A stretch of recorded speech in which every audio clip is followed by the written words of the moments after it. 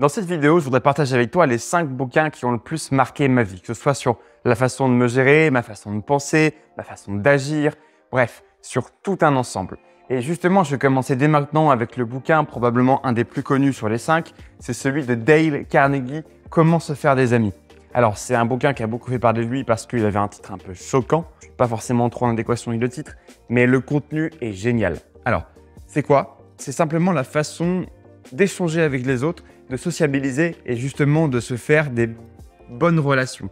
Je pense que c'est plus des relations que des amis. Dans ce bouquin, l'auteur nous partage justement toutes les façons à faire et à réaliser pour pouvoir être plus apprécié des gens et justement se faire comme il dit des amis. Alors, on y vient. Quels sont justement les quelques points que j'ai retenus le plus dans ce bouquin? Je vais en partager 5. Le premier, c'est la sincérité sur les échanges. Ça donne beaucoup plus de valeur. Le deuxième, c'est que les gens ont un besoin d'attention qui est énorme. Ils aiment qu'on s'intéresse à eux. Donc, poser des questions sur les gens, c'est génial. Le troisième, c'est retenir les prénoms. Le fait qu'on retienne un prénom de quelqu'un, ça donne beaucoup plus de valeur. On se dit, tiens, quand la personne a retenu notre prénom, la personne se souvient de nous et justement nous donne de la valeur et a fait l'effort justement de retenir notre prénom. C'est gratifiant, hein. Ensuite, les 2 mots les plus utilisés au monde, c'est « moi-je ». Les gens adorent parler d'eux, c'est énorme. Et le dernier conseil sur ça, c'est l'écoute des gens. Le fait d'écouter les gens adorent qu'on les écoute. Le fait juste de les écouter et de ne pas parler, les gens auront l'impression que tu es justement une personne complètement différente parce que on ne fait que parler de nous. Donc le fait d'écouter, c'est quelque chose qui a beaucoup de valeur. Déjà, applique ces 5 conseils-là et tu auras justement les 20% les plus importants de ce bouquin-là qui vont te ramener les 80% de résultats. Le deuxième bouquin, c'est Père riche, Père pauvre de Robert Kiyosaki. J'ai même fait une vidéo sur ce sujet-là, sur ce bouquin qui explique les points les plus importants. Je t'inviterai à aller regarder cette vidéo si tu es intéressé. Mais pour faire très simple, il vient à remuer un petit peu la façon de penser qu'on a sur la gestion de l'argent, sur la façon qu'on a justement d'interagir avec. Premier exemple, c'est que pour la plupart des gens, le salariat est une façon de pouvoir gérer ses problématiques financières. Pour lui, le salariat est une réponse à court terme à un problème à long terme. Ça ne fait que tout le temps reporter une problématique mois après mois. Alors que si tu prends un entrepreneur qui a monté sa boîte et qui arrête de bosser, qui délègue, il continue à gagner du pognon. Deuxième chose, c'est qu'on a du mal à bien comprendre la différence entre un investissement et une dépense. Par exemple, les gens pensent que le fait d'acheter soi-même sa propre baraque ou son propre appartement est un investissement, alors que non, c'est une dépense. Pourquoi? Parce que chaque mois, tu dépenses de l'argent pour vivre dans un lieu puisque tu dois payer ton crédit. Alors qu'un investissement immobilier intéressant, c'est quand justement tu mets un locataire dans ton appartement et que ce locataire te rapporte un loyer et que ce loyer est supérieur à tes dépenses. Là, ça devient un investissement. Ensuite, le troisième bouquin, c'est celui de James Nestor, Breath, respire simplement en français. La nouvelle science d'un art perdu. En gros, le gars explique que pendant toute sa vie, il a respiré par la bouche et que c'était très compliqué pour lui, beaucoup de problèmes de santé autour de ça. Il me semble que c'est notamment de l'apnée du sommeil. Et le fait de pouvoir commencer à respirer par le nez, ça a complètement changé sa morphologie, la façon dont l'air allait passer à travers sa trachée, et juste avec le fait de respirer par le nez. Donc, il nous explique comment ça a impacté sa vie, pourquoi est-ce que la respiration nasale est importante, ainsi que quelques exercices de respiration nasale. Juste ça, c'est génial. En fait, c'est tout bête, hein, mais c'est hyper intéressant. Je vais prendre mon propre exemple.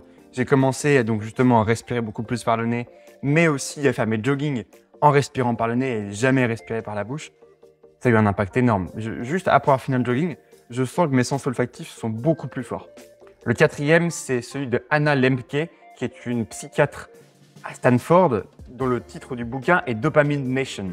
En gros, elle nous explique simplement ses expériences avec ses patients qui étaient addicts, comment fonctionne la dopamine, quelles sont toutes les gratifications à court terme qui vont avoir un impact réel sur ton cerveau et qui sont au final mauvaises. Donc que ce soit l'alcool, la drogue, les jeux vidéo, Netflix, le sexe, le tabac, bref, voilà, il y en a plein. Tous ces trucs-là, c'est des choses qui vont prendre du temps, ton attention, qui vont te donner un plaisir rapide et qui vont t'empêcher en fait de faire une action autre que celle qui va réellement t'apporter des choses. Donc j'en ai vraiment tiré une leçon, c'est d'éviter au maximum la gratification immédiate, faire de temps en temps des dopamine détox, virer un peu tout ce qui va être source de plaisir immédiat pour se focus sur les actions qui auront un impact à long terme. Et le cinquième, le dernier, à nouveau Robert Kiyosaki. Le titre de son bouquin, c'est Fake ou faux en français. En fait, il nous explique simplement 2 choses. La première, c'est qu'on est dans un monde où c'est juste la classe pauvre et la middle class, donc la classe moyenne, qui restent entre elles et qui s'éduquent entre elles. Donc du coup, il n'y a pas forcément la possibilité de s'élever et de gagner plus en argent.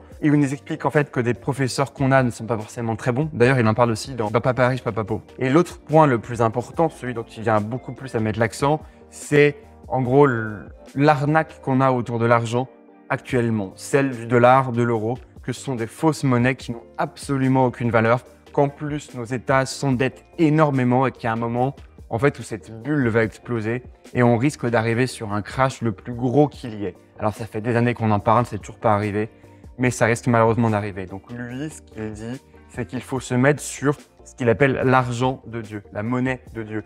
Et il parle notamment de l'or. Et dans ses newsletters, à dehors du bouquin, il parle notamment de l'or, de l'argent, le métal du coup, ainsi que du Bitcoin. Voilà. Bon, j'ai fait à peu près un résumé de ces 5 bouquins. Donc, voilà un peu la conclusion. J'espère que ces livres-là, si tu les as déjà lus, t'ont plu. J'aimerais bien savoir quels sont, toi, les 5 bouquins, ou même déjà le premier bouquin qui t'a marqué dans ta vie le plus. Donc, n'hésite pas à me dire en commentaire. Et également, si tu as un avis sur les bouquins dont je te parle, n'hésite pas. Voilà. En attendant, je t'ai préparé 9 hacks et techniques de productivité et d'organisation. Tu as juste à cliquer sur le lien en description. Tu rentres ton email et c'est tout. Allez, voilà. Ciao!